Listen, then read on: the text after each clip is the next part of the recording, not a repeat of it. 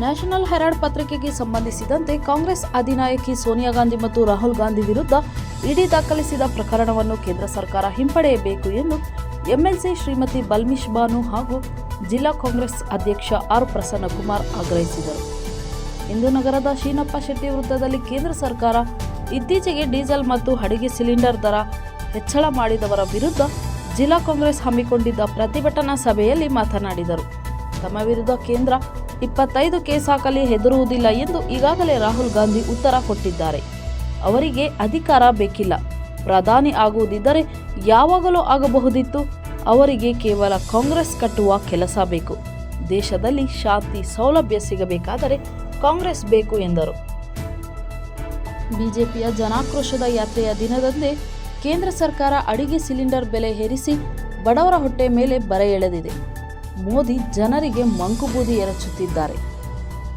RSS BJP ಎರಡೂ ಒಂದೇ ಧರ್ಮದ ಹೆಸರಲ್ಲಿ ವಿಷ ಬೀಜ ಬಿತ್ತುತ್ತಿವೆ. ಆರ್ ಅಶೋಕ್, ಬಿವೈ ವಿಜಯೇಂದ್ರ ಇಬ್ಬರು ಭ್ರಷ್ಟರು. ಬಿವೈ ಅಪ್ಪನ ನಕಲಿ ಸಹಿ ಮಾಡಿ ಇಡೀ ಶಿಕಾರಿಪುರವನ್ನು ತಮ್ಮ ಆಸ್ತಿಯನ್ನಾಗಿಸಿಕೊಳ್ಳುತ್ತಿದ್ದಾರೆ. ಇವರ ಬಗ್ಗೆ ಜನ ಎಚ್ಚರದಿಂದ ಇರಬೇಕು ಎಂದು ಕಿವಿಮಾತು ಹೇಳಿದರು. ನಾನಾಗಲ್ಲ, ಈ ದೇಶಕ್ಕೆ ಆರ್ಥಿಕ ತಜ್ಞ ಬೇಕು. ನೀವೇ ಪ್ರಧಾನಮಂತ್ರಿ ಆಗಿರ್ತಕ್ಕಂಥ ಏಕೈಕ ನಾಯಕಿ ತ್ಯಾಗದ ಮೂರ್ತಿ ಅಂದ್ರೆ ಸೋನಿಯಾ ಗಾಂಧಿ ಅವರು. ಅವ್ರನ್ನ ನೀವು ಕೇಸ್ ಹಾಕ್ತೀರಾ? ನೋಡ್ರಿ, ಹಾಕ್ರಿ, ಹೆಂಗ್ ಮಾಡ್ತೀರಾ?